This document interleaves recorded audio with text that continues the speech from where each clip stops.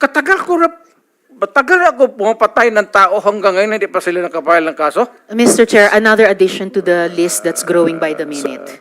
Okay, for the record, Mr. President. wala na tayo Mr. President, for the record, kasi may nagtanong din sa akin Wala. Huwag na tayo magdrama dito. Tapos yan na natin itong istorya na ito dito sa Pilipinas.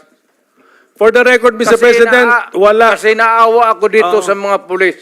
Sa totoo lang, naawa ako sa mga pulis, pati sundalo. Kaya ako po, akin mind and mind alone.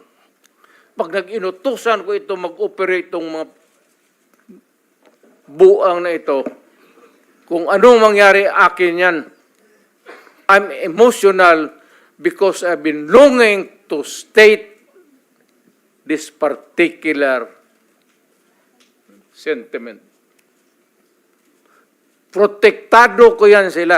Basta in the fulfillment of duty, Mr. Senator, yan sila, naging chief of police yan. Protektado ko ang police pag nagtrabaho in the fulfillment of duty. Pero alam nila, ang mga police na pumasok ng kidnapping, alam nila yung police nila, pinatay ko.